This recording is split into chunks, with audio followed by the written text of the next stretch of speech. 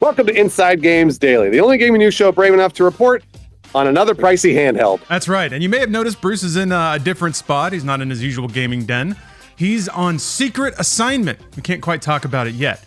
But we got more secrets to share, this time about the ROG Xbox Ally and the ROG Xbox Ally X. Good job, Lawrence. Way to go. I've been practicing in the mirror. Yeah, I know. Seriously.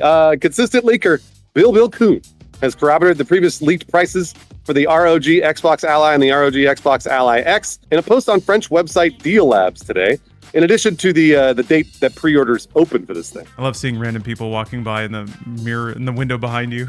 Oh, in the mirror, yeah. I know. All right, we know you're an executive gamer on the go, kind of like Bruce today, so we'll just lay all the info right out for you. The standard model ROG, I'm going to say ROG from now on. The standard model ROG Xbox Ally will cost 599 euros, while the premium ROG Xbox Ally X will cost 899 euros. Okay, so we don't know how much in US dollars, but we have euros, so that's something. Pre-orders for this will open on August 20th. Yeah, we're running out of time to save up money, huh?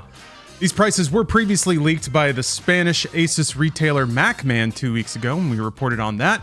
But now with multiple leakers all reporting the same price, it's looking much more official. Yeah, a train going by too, Lawrence. There's all sorts of stuff happening. Damn, you got it all. Although we still don't know the price in US dollars or the British pound sterling. Is it called the pound sterling? Yeah, right? It's the most British name they could come up with. Wow, I just call it the pound.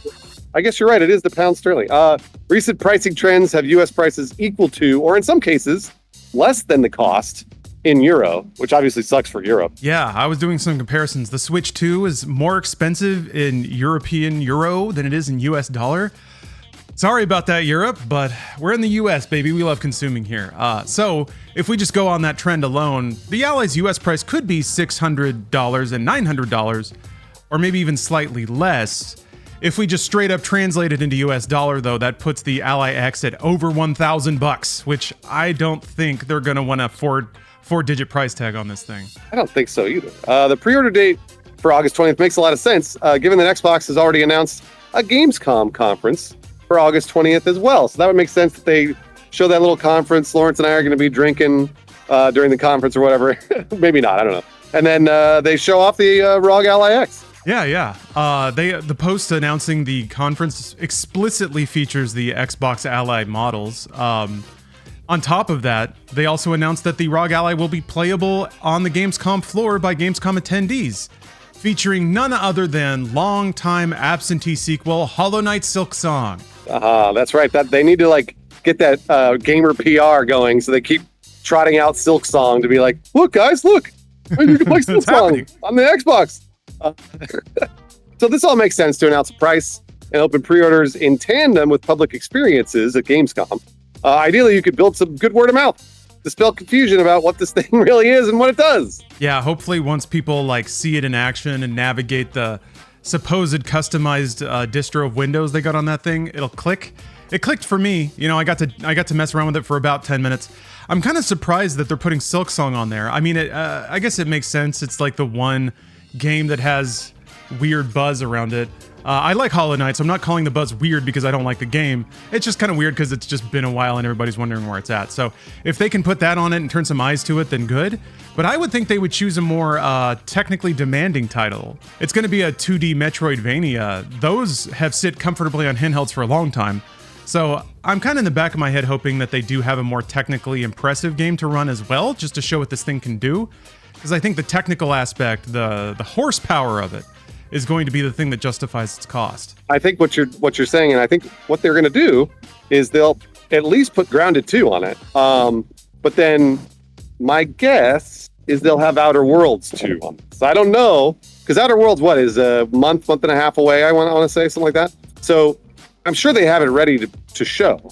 So they'll got to put on this handheld, because you're right. They need something to show off the prowess of the ROG Xbox Ally X, the expensive one. And speaking of the price, $600 and $900 for these. $600 sounds about right. If they really want to sell something, $500 is probably what they want to go for. But now the Xbox Series X console is $600. So they can't go any higher than that for this handheld. I mean, $650 or whatever for the base. And then we were talking about earlier, if they go into the thousands for the really good one, that's just too much. They can't ask that much right now. They can't. The only way they could is if they successfully make the case that this is in fact equivalent to a desktop gaming PC with everything included. That's a hard sell. That's a very hard sell, because it's not, really. It's close-ish depending on what you want to play. In the demo that I had at Summer Game Fest, they had Gears of War Reloaded running on it. I thought that was an excellent way to show its horsepower, in brief. It was running at 1080p 60 on a handheld, looked great. Screen was pretty good. It wasn't like OLED quality, but good enough. And it is a bit of a miracle to see a game that's that graphically intensive running at like an unbroken 60 on a handheld. It was resolution scaled a little bit, but not enough to be noticeable. So that's kind of why Silksong is a bit surprising to me. You almost expect a 2D platformer to run really well on a handheld. So yeah, hopefully they have something like, I think Outer Worlds 2 would be another excellent showcase piece of software, because having also demoed that at Summer Game Fest, it does have a lot of visual glitz that I don't think people are expecting from a game from a game from Obsidian, who's kind of known for maybe slower paced, slightly clunkier RPGs, but it's got particle effects. I had a fire gun that was setting everyone on fire. There's a lot of cool glowy, like kind of futury sci-fi lighting accents everywhere. So yeah, if you get that running on a handheld at 1080p 60, I think it's gonna click for a lot of people. Yeah, I think you're right. Gears of War is also a really good guess, because like you said, you played Gears of War at that event a couple months ago. So at this point, they definitely already know that will run on the handheld. And if they're going to show, I wonder, so this is going to be for the public, that means people are going to be shooting this. And they're going to be, like putting up videos, maybe live streaming their experience on this handheld. So at that point, if the pre-order, all of this makes a lot of sense in the sense that they're going to do the pre-orders and then show it for the public all at the same time on August 20th. This all really is lining up to be much quicker than I thought they would be, or would actually have for this handheld, for people to actually buy this thing and start using it in a month, less than a month. It's crazy. Yeah, I'm just curious, but now I'm just curious the gap of time between opening up pre-orders and then actually shipping the thing. I guess pulling a date out of the air, I would guess like early November, something to get it in stores for holiday shopping, maybe late October, which would put the pre-order window at like 1 month. Maybe that's enough time to like get some early numbers and start distributing stock. I assume when it comes to hardware, pre-orders are probably more important from them, because you can't digitally download a ROG Xbox Ally, not yet anyway. So yeah, they gotta allocate shipments and inventory and stuff. So maybe a month is enough time, but yeah, they're kind of pushing up to the holiday season pretty quickly here. Oh, I was gonna say, Lawrence, they really need a win. Yeah, they do, right? They really do. I mean, like, raising the price of that console that already wasn't selling was not it. So like, this is something that they really need to, it needs to land correctly.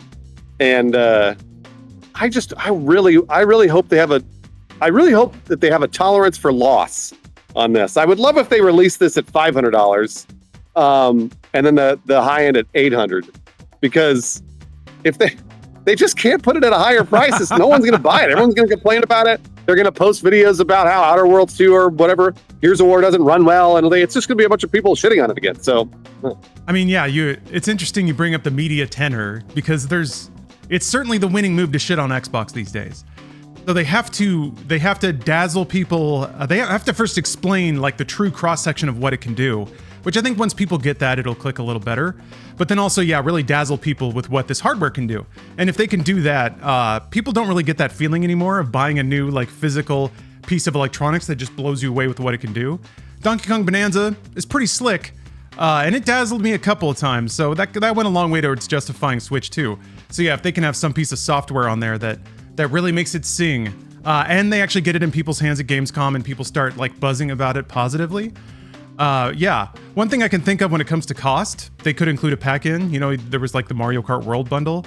Not necessarily a game. If it's Xbox, I'm expecting something like a year of Game Pass. And that's, it's air quotes $100. I mean, it's like value that they're snatching out of the air.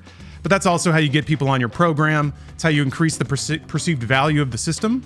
And shoot, for 1 year, a handheld that can pretty much run the entire spectrum of games, probably to varying degrees of framiness. But that's not so bad, right? Especially if maybe you've been waiting to buy more current hardware. I would agree. I would completely agree. A year of Game Pass is awesome. Yeah, that's a really good guess, because they're not going to include like a, whatever, Outer Worlds or whatever.